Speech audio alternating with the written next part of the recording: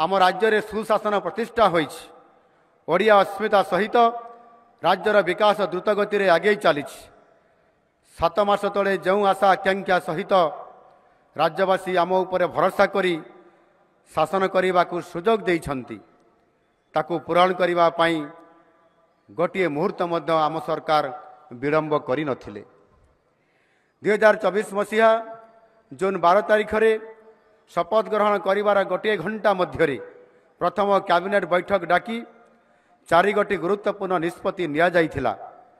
सेगुड़िक है श्रीमंदिर चारिद्वार भक्तंकर प्रवेश पाई खोलिबा सहित श्रीमंदिर सुपरिचालना और उन्नति पाई 500 कोटी टंकार कर्पस पांठिर व्यवस्था, महिला सशक्तिकरण पाई सुभद्रा योजनार कार्यकारिता और चाषी भाई भौणी धान किणा बाबद को 3100 टंकार प्रदान। से दिन ठारू आम सरकार राज्यर विकास पाई अनवरत कार्य करी चलीछंती एवं यार सुफल राज्यवासी पाउछंती। महिला माने होउछंती आम समाजर मुख्य अंग एवं जनसंख्यार अधा। सुभद्रा योजना रे राज्यर 1 कोटी अधिक माँ मान को वार्षिक 10,000 टंका लेखाएं 5 वर्ष पाई प्रदान करने कार्यक्रम आरंभ करा जाइछि।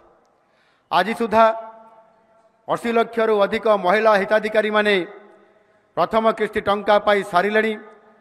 अवशिष्ट योग्य महिला हिताधिकारी माने आसंता किछि दिन मध्य पाइजिबे। पुनर्बार मार्च 8 तारिख महिला दिवस अवसर रे द्वितीय किस्ती पाइबे। यही सहायता को उपयोग करी माँ माने छोट छोट व्यवसाय करी निज निज परिवार पाई रोजगार करि पारिबे। ओडिशार अर्थनीति आम परिश्रमी चाषींकर बिना कल्पना करा जाई पारे नहीं। राज्यर प्राय 70% आदिवासी कृषि एवं आनुषंगिक कार्य समानंकर जीविका निर्वाह करिथांती।